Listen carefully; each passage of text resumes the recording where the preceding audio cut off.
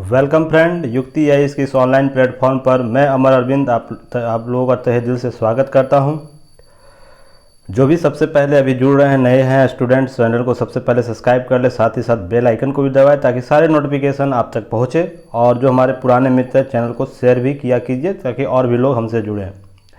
युक्ति परिवार के द्वारा विभिन्न मॉड्यूल के साथ, विभिन्न स्ट्रेटजी के साथ आप लोगों के साथ बढ़ रहा है, जिसमें आपको DNA, daily news analysis, daily current affairs दोनों एक अलग यूपीएससी और पीसीएस स्तर के चीज़ें और ऑल एग्ज़ाम जो होते हैं वनडे एग्ज़ाम, उसके संदर्भ में चलाया जा रहा है। साथ ही टॉप 10 करंट अफेयर्स का सीरीज़ डेली आप लोगों को मिलता है हमारे प्लेटफॉर्म पर, जिसमें महत्वपूर्ण टॉप 10 करंट होते हैं जो परीक्षा उपयोगी हो, जो परीक्षा में आने की संभावना, जो भी एग्ज़ाम आपके होंगे आगामी, जो भी एग्ज़ाम होंगे उसमें उसको ध्यान में रख कर चलाया जा रहा है। साथ ही डेली करंट क्विज चलाया जाता है टेलीग्राम पर, जो फ्री होता है। 3 शेड्यूल में चलाया जाता है, मॉर्निंग, इवनिंग और मिड डे के रूप में चलाया जाता है, जिसमें आपको 20-20 क्वेश्चन दिए जाते हैं। सभी प्रश्नों का आप जाके टेलीग्राम पर जुड़कर इस सुविधा का लाभ ले सकते हैं और डेली अपने जो भी तैयारी को और भी मजबूत बना सकते हैं, जिसमें हमें यूट्यूब का लिंक डिस्क्रिप्शन बॉक्स में दिया रहता है, आप लोग वहां से ऐड हो सकते हैं। साथ ही टेलीग्राम का लिंक भी दिया हुआ है डिस्क्रिप्शन बॉक्स में, व्हाट्सएप का लिंक, फेसबुक का लिंक, सभी ग्रुप्स का लिंक डिस्क्रिप्शन बॉक्स में दिया रहता है। आप जुड़ें और उससे जो भी प्लेटफॉर्म युक्ति है इसके द्वारा जो भी अपने प्लेटफॉर्म पर सुविधाएं आप लोग के लिए दी जा रही है, उसका भरपूर लाभ उठाएं। चलिए आज के टॉपिक देखते हैं। आज का टॉपिक में क्या है? आज के टॉपिक में इम्पॉर्टेंट टॉपिक जो सीरीज चल रहा है उसमें आज 9 अगस्त है, तो आज 9 अगस्त सबसे महत्वपूर्ण दिवस 2 रूप से देखा जाता है और भी बहुत सी चीज़ें हैं, पर एक हिरोशिमा नागासाकी के संदर्भ में आज नागासाकी दिवस मनाया जाता है। हिरोशिमा 6 अगस्त को मनाया जा चुका है, तो दोनों को एक साथ मॉड्यूल को शामिल कर लिया गया है। इसके साथ क्विट इंडिया मूवमेंट, भारत छोड़ो आंदोलन भी महत्वपूर्ण है, आज ही के दिन स्टार्ट हुआ था, तो उसका भी एक शॉर्ट वीडियो बनाया जाएगा। तो आज देखते हैं हम लोग हैं नागासाकी और हिरोशिमा जो दिवस है वो किस रूप से है, काला बारिश क्या है, हिबाकुशा क्या है, भारत का परमाणु नीति क्या है, एनपीटी और सीटीबीटी क्या है, इस पर महत्वपूर्ण चर्चा की जाएगी जो परीक्षा उपयोगी होगी। 5 से 10 मिनट का वीडियो होगा ये।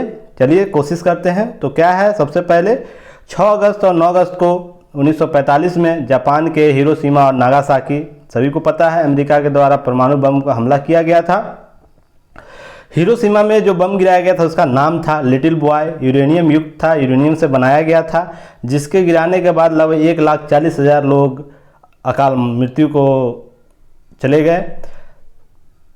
ठीक 6 के बाद 3 दिन के बाद नागासाकी 9 तारीख को ही, 9 अगस्त को ही फेटमैन के नाम से एक प्लूटोनियम 239 निर्मित परमाणु बम था, वो गिराया गया नागासाकी में, जिसमें 74,000 लोग मारे गए अकाल मृत्यु। उसके बाद जो उसके प्रभाव थे उससे तो और भी लोग प्रभावित थे, लगभग 2 लाख के आसपास, उससे भी अधिक थे।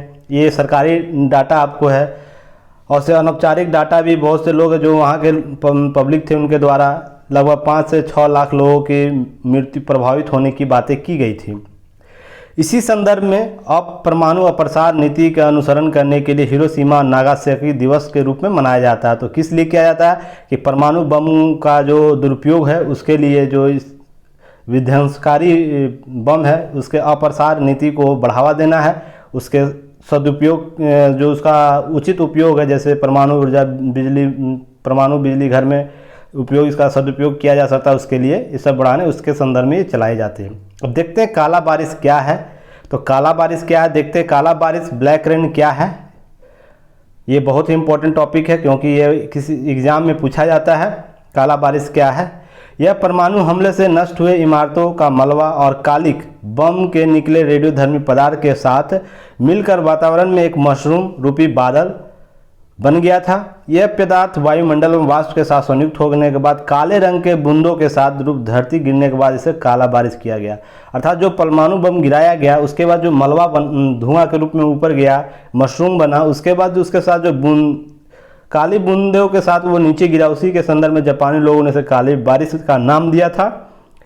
काली बारिश अत्यधिक रेडियोधर्मी पदार्थ युक्त थी।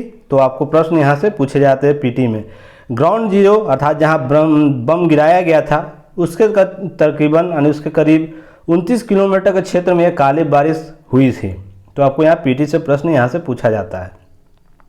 काली बारिश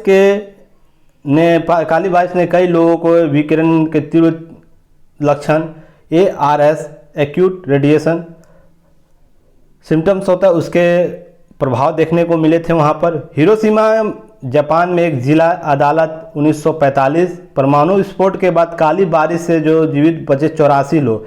तो आपको पीटी में यहाँ से प्रश्न पूछा जाता है, पूछा भी गया है 84 लोग, कितने लोग बच गए थे उस हमले के बाद। तो 84 लोग। काली बारिश का जो 84 लोग पीड़ित हैं उनके रूप में काली बारिश जीवित 84 लोग पीड़ितों के रूप में मान्यता दी गई। अब ये सभी लोग परमाणु विस्फोट में पीड़ितों के रूप में उपलब्ध निःशुल्क चिकित्सीय सुविधा लाभ उठा सकते हैं। तो ये जापान की एक जिला अदालत 1945 में जो हमला हुआ था उसमें एक फैसला लिया है। अब देखते हैं हिबाकुश क्या है, हिबाकुशा क्या है देख लेते हैं। जो इन दोनों ने अर्थात हिरोशिमा नागासाकी बम हमले विस्फोट से बच निकले उनमें से अधिकांश विकिरण प्रभाव में आ गए, जिन्हें हिबाकुशा जापानी भाषा में कहा गया।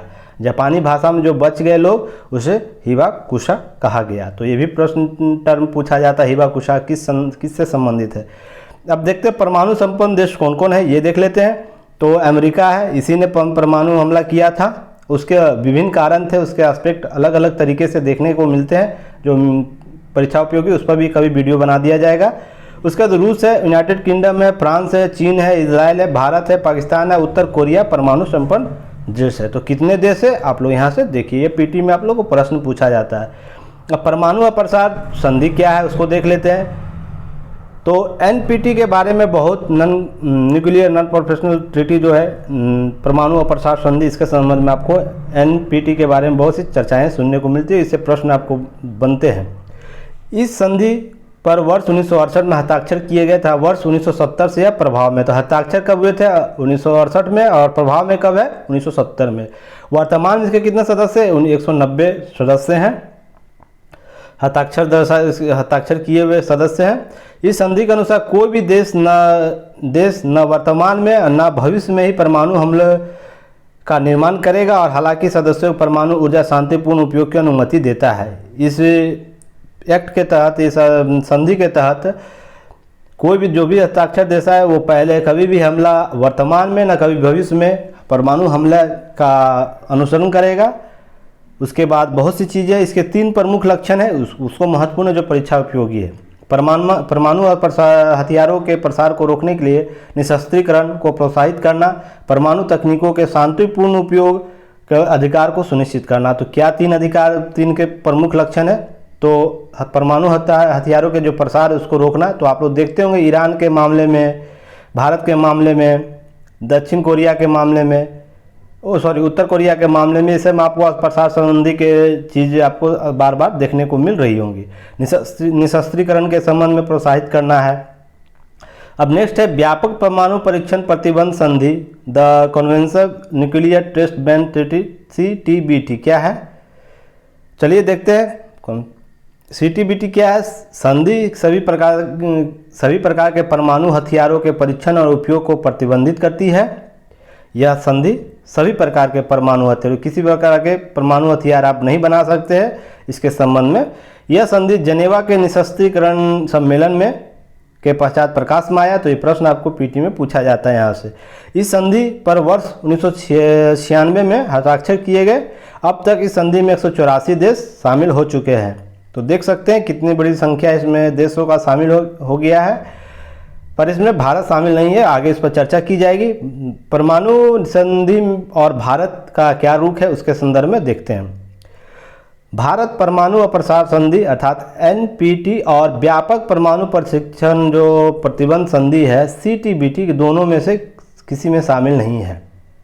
नोट यहाँ आप लोग याद रखिएगा, अगर शामिल नहीं तो इसे कैसे सुविधा मिलता है और सब चीज़ों का।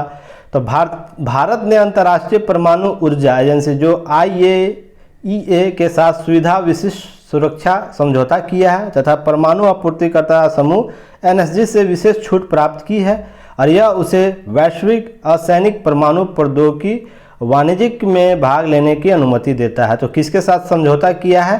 तो IAEA और NSG ग्रुप के साथ ये समझौता किया शांतिपूर्ण उपयोग के लिए।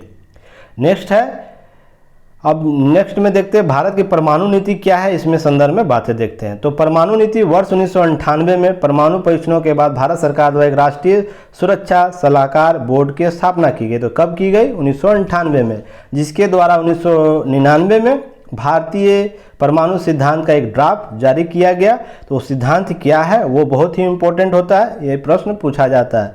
ड्राफ्ट रिपोर्ट के व्यापक रूप से भारत की परमाणु पहले प्रयोग नहीं की नीति, नो फर्स्ट यूज पॉलिसी है।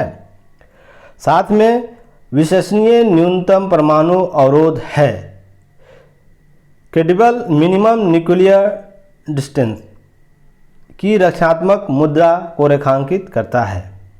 तो क्या करता है ये? पहला प्रयोग नहीं करेगा, साथ में विश्वसनीय न्यूनतम परमाणु अवरोध को अपनाता है। नोट इसमें आप लोगों को ध्यान रखना है, भारत उन 5 देशों में शामिल है जिन्होंने या तो संधि पर हस्ताक्षर नहीं किए या अथवा बाद में इस संधि से बाहर हो गए। तो वो कौन से देश हैं? तो भारत इस पर संधि से हस्ताक्षर कभी किया ही नहीं है। तो वो कौन सा देश है? पाकिस्तान है भारत के साथ, इजराइल है, उत्तर कोरिया, दक्षिण सूडान है। तो ये 5 कंट्री है, आप लोगों को याद रखना चाहिए, पीटी में आप लोगों को प्रश्न पूछता है। देखिए, पाकिस्तान, उत्तर कोरिया, दक्षिण सूडान। नेक्स्ट है, भारत का विचार है कि इस संधि के संदर्भ में NPT संधि भेदभावपूर्ण है अतः इसमें शामिल होना उचित नहीं है। तो भेदभाव किस रूप से किया जाता है कि जो देश परमाणु संपन्न हो गए हैं वो सबसे पहले अपना परमाणु जो भी संधियाँ हैं उसको अपने परमाणु हथियारों को समाप्त करें, उसके बाद समान अवसर सबको दिया जाए। भारत का तर्क है कि यह संधि सिर्फ 5 शक्तियों अमेरिका, रूस, चीन और ब्रिटेन, फ्रांस को परमाणु क्षमता का एकाधिकार प्रदान करती है, जो अनुचित है। भारत का मानना है कई सभी राष्ट्र को संपन्न शक्ति होना भारत की नीति में शामिल है कि वो सशक्त रहे। अगर सभी देश इस संधि के द्वारा अगर ये 5 देशों द्वारा अपने परमाणु बम को समाप्त नहीं करता है और बाकी सारे देश समाप्त कर लेते हैं तो ऐसा भय बना रहता है। तो इस स्थिति को अस्पष्ट स्थिति के संदर्भ में भारत शंकित रहता है हमेशा। अन्य देश जो परमाणु संपन्न शक्ति नहीं है सिर्फ उन्हीं पर यह लागू होती है।